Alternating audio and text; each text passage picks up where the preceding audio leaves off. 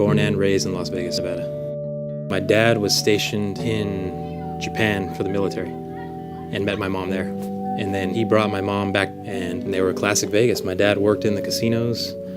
My mom sang lounge back then in the 60s. I'm the youngest of 6. I have 3 sisters, 2 brothers. Vegas being what it is, they all got jobs in casinos, clubs, hotels. A lot of my friends were in bands. I played music, art, skateboarding. My dad left when I was around maybe 9 or 10.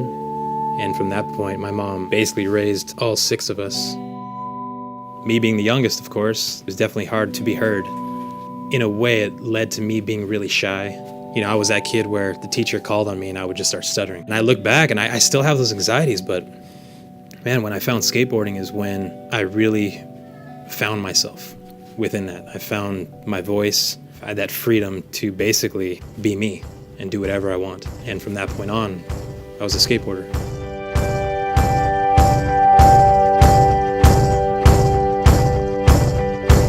Skating brought me to downtown, brought me to Fremont Street. It brought me to the Strip.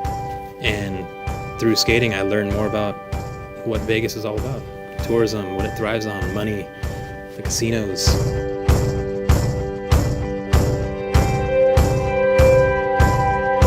I mean, Las Vegas is a valley. It's surrounded by mountains and desert. We would go hike at the Red Rock Mountains. We'd go out to Mount Charleston and snowboard. There were these caves we'd go out and bring generators to and have bands play, stuff like that. I remember around 13 years old, Brian Lottie came back to Vegas. Brian Lottie was basically the best skater out of Vegas. He moved away and he was the one who kind of pushed that level, and he told me about how Chris Miller wanted to start a company called Planet Earth and they wanted him to turn pro. And he kind of asked our advice on whether he should do it or not. We were like, yes, Chris Miller's our favorite, my favorite skater, and he's starting a company and Brian's gonna be pro. And, you know, so happy for him. That was definitely motivation for me. I didn't look at it like I'd ever be pro, but you're happy for a friend and it becomes more real. And less than a year later, he asked me if I wanted to ride for Planet Earth.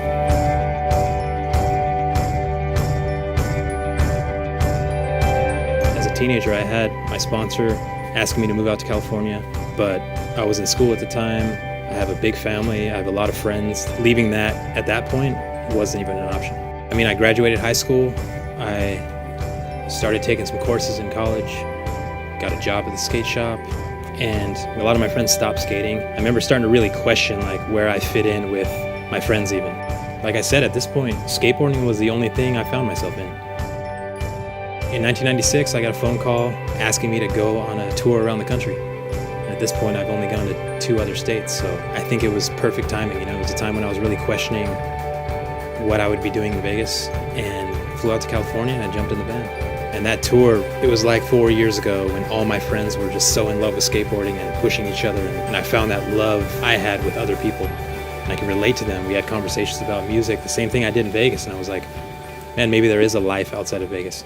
It took maybe 1 more year and I decided to make the move out to California. Within a year, Planet Earth asked me to be pro.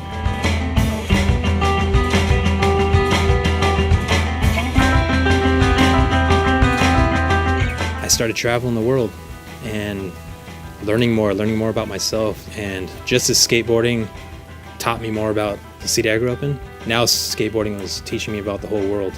And in turn, that same love, I found it in other things. I started thinking more about the environment and the impact we have on it.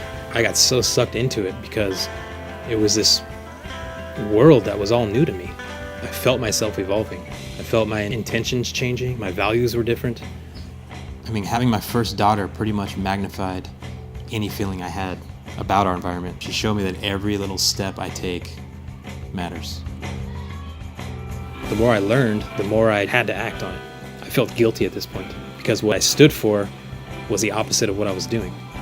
I converted my car to run on waste vegetable oil, which is basically oil used from a restaurant. You filter it and you use it as your fuel.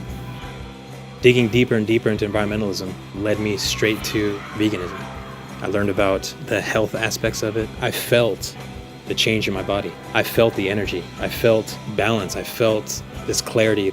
You know, that feeling was just, if I feel this good right now, then how good am I going to feel next month, or when I learn more and implement that into my body too. In 2008, I found out I was having twins. And around 5 months in, the doctor told me that twin A has cleft lip. So I went back for a checkup, and the nurse came in and said, twin B has cleft lip. And I said, no, it's twin A. When the doctor came in, he said, yes, twin A and twin B both have cleft lip and palate. So obviously I had to let that settle in, and it caused a lot of concerns. The doctor said it could be linked to other things as well. The unknown made it more emotional for me. I couldn't even focus. When they were born, luckily it was isolated to just cleft lip and palate. Before their first surgery, I had to do a lot of pre-surgery work on both of them, so I was barely even skating. I thought I was pretty much done with skateboarding. And I can't describe to you the feeling of handing over my 3-month-old baby to have surgery, let alone both of them. Now my oldest daughter is 11, and the twins are 8. They have speech therapy, which is common, and they might have to have some cosmetic work done based on how they're growing.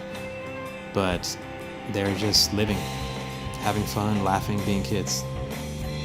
Whether we like it or not, we are role models, you know? I don't consider myself to be one. A lot of people don't care to be one. It is awesome when you can influence someone in a positive way. I started looking for brands with similar values. I was looking for people with similar values. You know, there's nothing more important than mental and physical health. From breathing to imagination to nutrition to hydration. And without that, there's nothing. You can complain about what's out there, but what are you going to do about it? The greatest change comes from our everyday choices. I chose to have a vegan diet. I chose to grow my own food.